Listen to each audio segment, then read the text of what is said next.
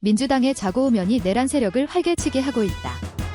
민주당은 시민과 함께 내란 세력 청산과 사회대 개혁의 길로 나아가야 한다. 내란 주범의 5.18 민주묘역 참배를 인정할 수 없다. 저도 호남 사람입니다. 내란 후보 한덕수가 어제 국립 5.18 민주묘지 민주회 문 앞에서 참배를 반대하는 광주 시민에게 애타게 외쳤다는 소리이다. 광주 시민의 명예를 심각하게 훼손한 것에 대한 분노와 함께 일국의 대통령이 되겠다는 자가 보여준 참담한 수준의 실소를 금할 수 없다.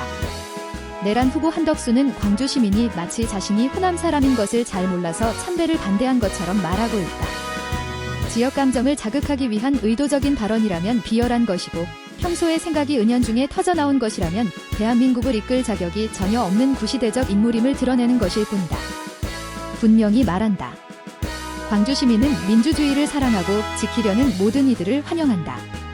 광주 시민이 당신을 가로막고 선 것은 호남인인 당신을 몰라봐서가 아니라 당신이 내란 대행으로서 대한민국의 민주주의를 훼손해왔기 때문이다. 그 더러운 발길로 5.18 민주 영령을 욕보이며 5.18을 이미지 세탁의 도구로 악용하려 하기 때문이다. 다시 한번 분명히 말한다. 내란 주범이 있어야 할 자리는 감옥이지 대통령 후보가 아니다. 참회하고 법의 심판대에 서라. 이것이 국민을 위해 내란 주범 한덕수가 가야 할 마지막 양심의 길이다. 민주당은 지금이라도 시민과 함께 타협 없는 개혁의 길에 나서야 한다. 지금 대한민국에서 벌어지고 있는 코미디 같은 현실 앞에서 우리는 제1당인 민주당을 질타하지 않을 수 없다. 내란 세력에 대한 민주당의 좌고우면과 사회대 개혁을 팽개친 정권 장악의 욕망이 이 상황을 불러온 것은 아닌가? 광장의 시민들은 끊임없이 내란 세력의 철저한 청산을 요구해왔다. 그러나 민주당의 대응은 지속적으로 내란 세력과의 적절한 타협이었다.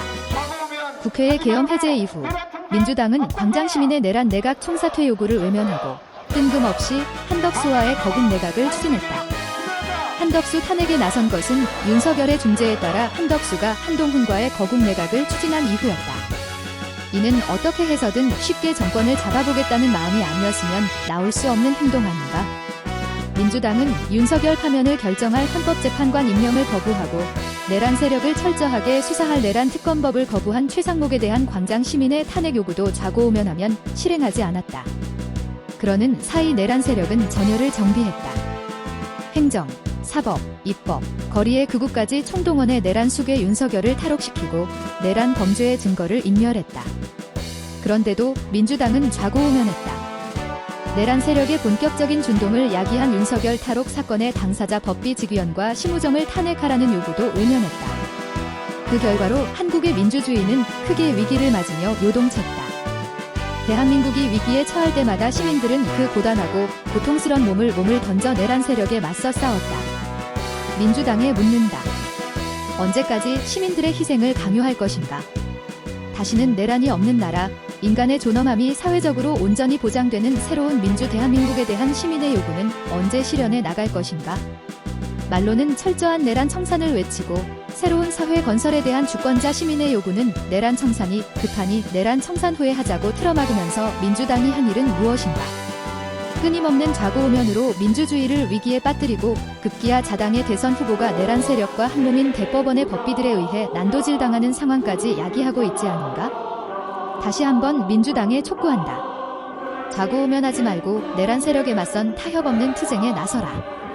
정치공학적인 선거 논리에 빠져 사회개혁을 외면하지 말고 시민과 함께 새로운 나라에 대한 희망을 논의하고 설계하라.